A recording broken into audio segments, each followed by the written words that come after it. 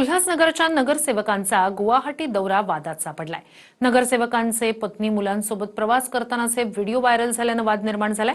पालिकेवर कोट्यवधींचं कर्ज असताना प्रशिक्षणाच्या नावाखाली 65 लाखांची उधळपट्टी केल्याचा आरोप मनसेनं केलाय। उल्हासनगर महापालिकेमध्ये सत्तेत असणाऱ्या भाजप आणि शिवसेनेच्या नगरसेवकांचा गुवाहाटी दौरा वादात सापडलाय। महापालिकेच्या तिजोरीतील पैसे खर्च करून नगरसेवकांसाठी हा प्रशिक्षण दौरा आयोजित करण्यात आला होता। मात्र नगरसेवक त्यांच्या कुटुंबियांसह गुवाहाटीला गेल्याचे व्हिडिओ समोर आल्यानं मनसेनं आक्रमक पवित्रा घेतलाय।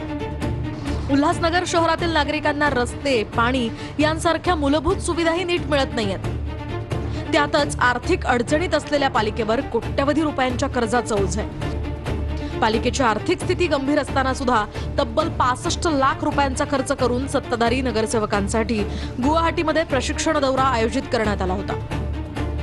22 ते 26 जुलै दरम्यान हा 4 दिवसीय प्रशिक्षण दौरा आयोजित करण्यात आला होता।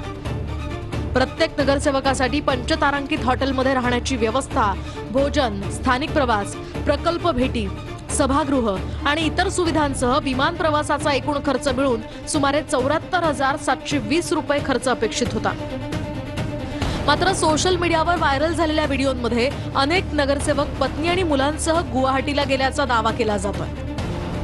याच कालावधीमध्ये आसाममध्ये पूरस्थिती होती, त्यामुळे कोणतं प्रशिक्षण दिलं जात होतं असाही सवाल मनसेनं उपस्थित केलाय। तर काँग्रेसनंही या दौऱ्यावरून टीका केली आहे। गुवाहाटीमध्ये पूर आलेला असताना हे कसलं प्रशिक्षण घ्यायला गेलेत? बरं, ते नातेवाईकांसोबत गेलेत। आम्हाला मिळालेल्या माहितीनुसार 65 लाख रुपये या ट्रिपसाठी खर्च आलाय।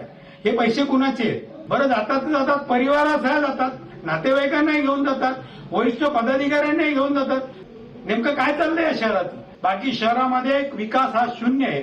अशा हे जे 65 लाख रुपये आता जनतेच्या खिशातले पैसे गेलेले आहेत, याची भरपाई कोण करणार? तर शहराची एकंदरीत परिस्थिती आणि महानगरपालिकेची आर्थिक परिस्थिती या सगळ्या गोष्टी लक्षात घेता एवढा 65 लाख खर्च करायला पाहिजे का हे प्रशासनाने विचार करायला